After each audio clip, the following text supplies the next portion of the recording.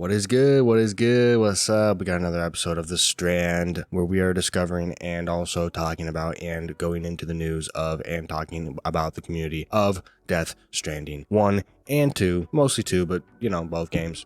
So we got some stuff here to look at real quick on, of course, Reddit, stealing that content. Yeah. So to start, we got Pillow Talk Fim with I don't even carry a PCC with me anymore, lol. Me wanting to help people more in Death Stranding, but there's already abundance of structures everywhere I go. Yep, that's how it be, bro. That's how it be. Cause like I'm telling you, bro, it's the second game. You will go somewhere and it's like, oh, maybe there's not something built. Oh, there is. Oh, maybe where do I rest my head? Oh, there's a time phone shelter. Okay, maybe there's gonna be a zip. Maybe no more zip lines are there. Zip lines. Oh, maybe some roads won't be built yet. Come back on the game. All the roads are built that you just contributed to last time. Do I have any challenge? Crazy, bro. Second one is by Polka Dot. This was one heck of a way to experience my first avalanche. Wait for it. And he's just going up there, grabbing some cargo, going up the mountain real quick. And then an avalanche is starting to come at him. He's shaking and rumbling. So you just start coming at him. Absolute cinema, bro. Absolute cinema. Insane, bro. Yeah, that is Kojima. That is Kojima game right there. Absolute Kojima. Absolute Kojima. Kojimbo. Yes, bro. Absolute cinema. Next one is a discussion by Rezitor. I love Death Stranding 2, but hey, how they make it so easy. First of all, I love Death Stranding 1 and 2. Part 2 is everything more polished.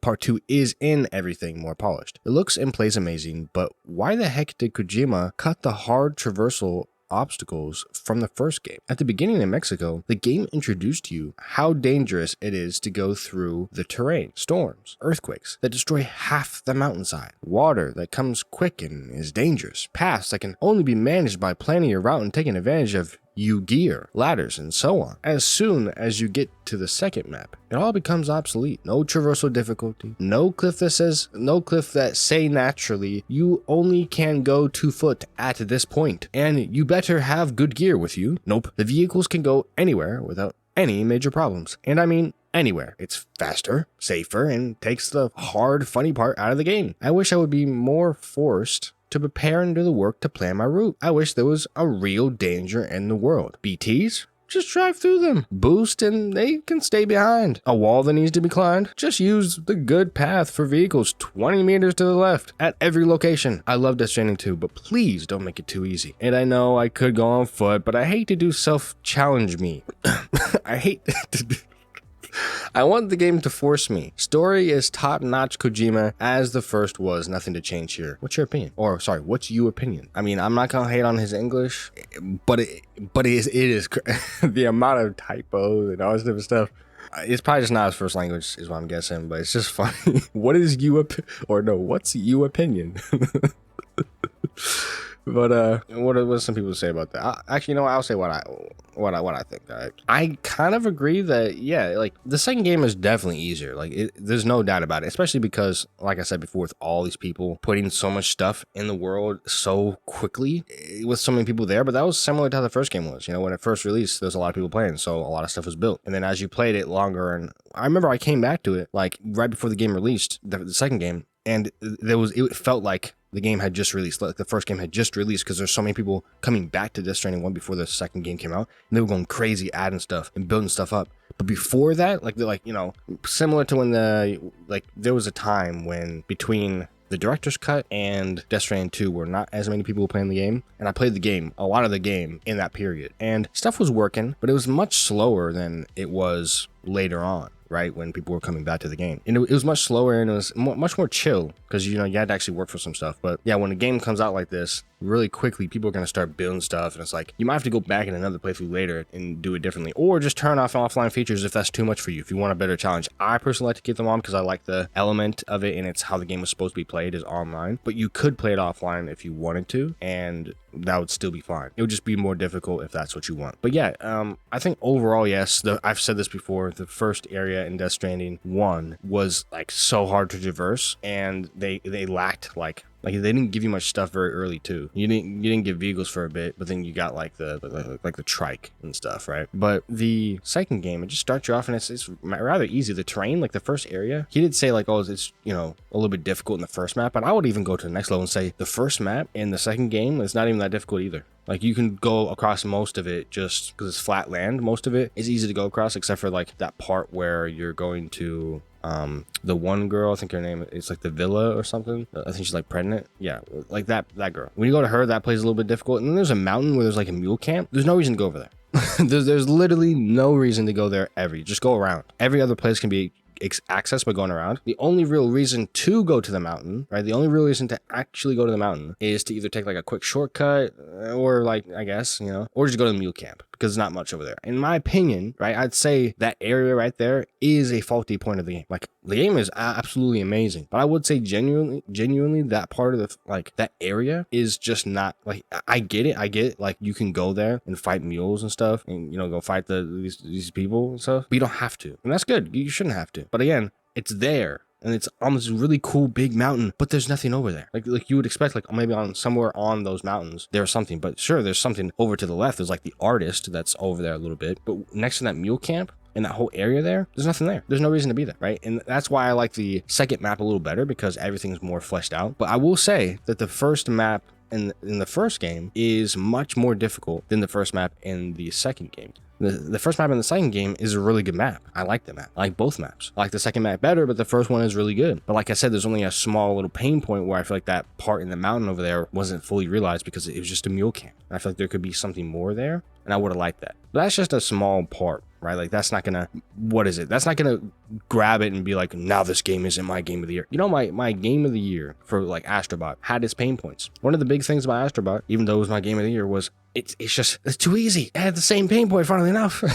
It was too easy. The game was too easy to play. It was still my game of the year, but Astrobot was way too easy. And then what's funny is my other pain point was some of the like levels were a little too annoying. Like some of the challenge levels were a little too hard. Like that was another pain point of mine. Like they're like weirdly hard. Like there's one level that was like in a weird way, just didn't make sense how you're supposed to do stuff. It was like, I don't know. It was in a weird way hard. It wasn't just hard. It was just annoyingly hard. And it was when we had like shoot stuff on the ground and, run across it and stuff. It was some crazy stuff. But either way, that's such a small pain point that's like, it's almost nothing. That's the same thing for Death Stranding too. Like that small pain point I'm talking about. Oh, there's no distribution center over there.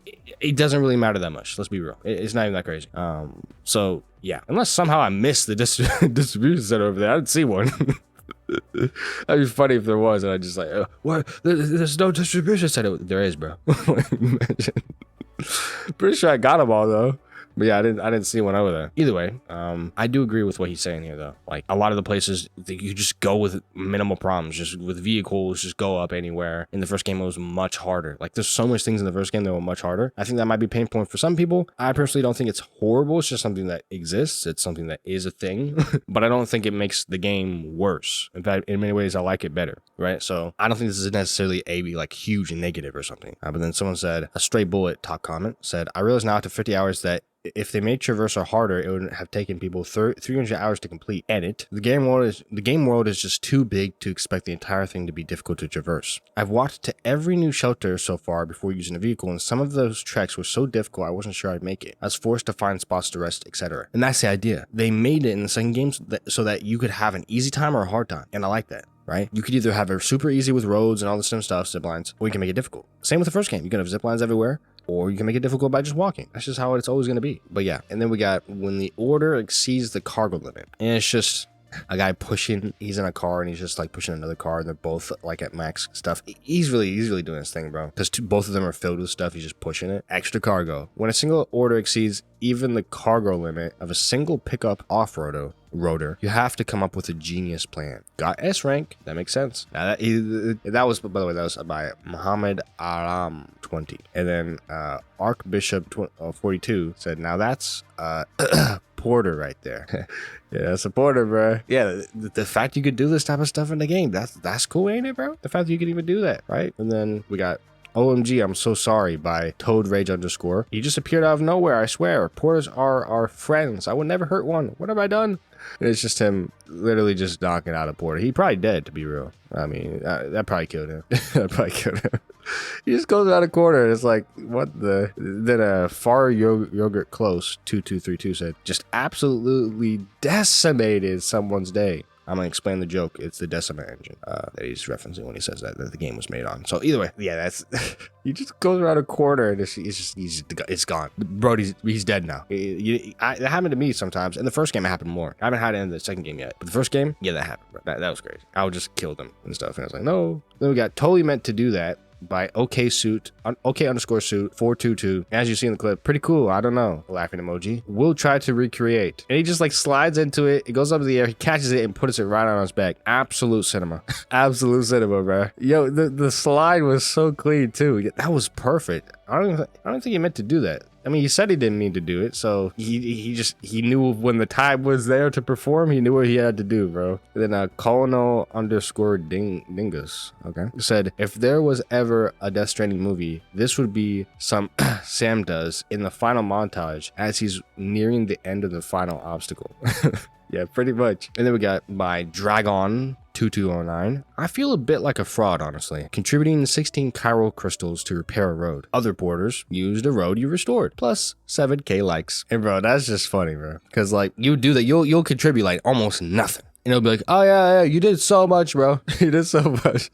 And then top comment, Pork Chop 3 Express, or Pork Chop Express basically, it said, darn, I just completed all of the roads in Australia myself and contributed around 85% of the materials for each. And then the Dr.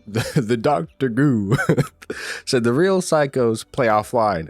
The real psychos play offline. Build 100% of materials and rails and never share it. Yeah, man. Like, you could just do that, I guess. Then we got just a funny one right here. Tacos with jelly says, Death Stranding 2 on the beach, on the beach. And then Spicy Tato 1 said, Sam Beachman here. I mean, what else to say about this one? It's just funny.